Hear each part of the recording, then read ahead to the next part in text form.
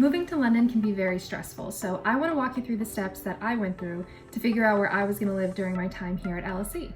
Step 1 is to decide between student and private housing. They both have their advantages and disadvantages, so it's really a matter of what you're looking for. In student halls, you can live near other students. Some halls come with a meal plan, and they're generally a little bit easier to book because you do it through the school.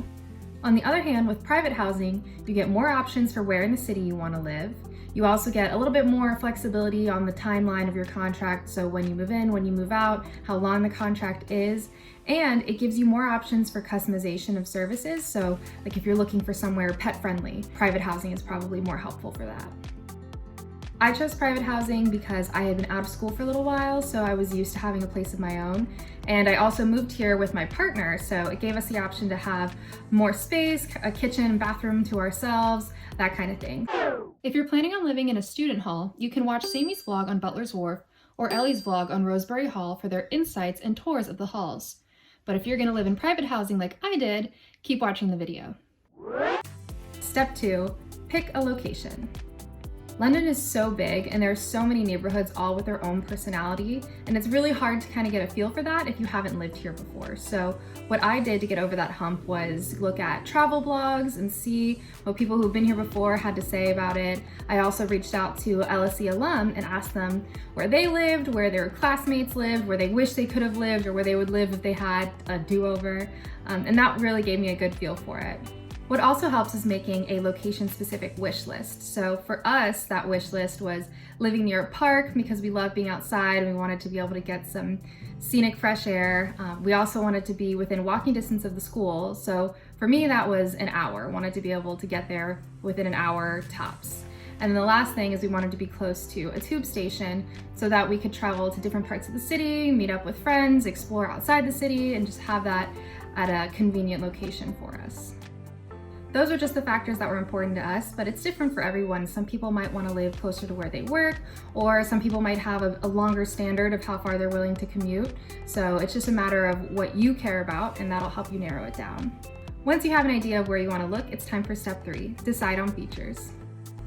You need to decide what services and features you want your apartment to have. So for us, we didn't want to be on the ground floor. We wanted a washer dryer inside our unit, and we wanted it to be furnished. So those are just some of the things we chose, but there are plenty of other things out there, like you could want a certain amount of bedrooms, or you could want like a dishwasher. You also need to determine your budget, because how big your budget is determines how many of these features you can have. Some other things to keep in mind when putting together your budget is that there's more than just the cost of rent. You have to pay for electric, for water, for Wi-Fi, and there's also a local tax that students don't have to pay, but if you moved here with a partner like I did, you have to factor that into your budget.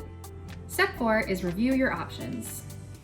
Once you know where you're looking and what you're looking for, you can start to review possible options. There are plenty of sites out there like Rightmove or OpenRent that lets you narrow down options by all of the factors that we just talked about, so location and amenities and things like that. And then you can check them out and contact agents and owners if you're interested. If there's one thing you remember after you leave this video, do not rent an apartment without seeing it in person first.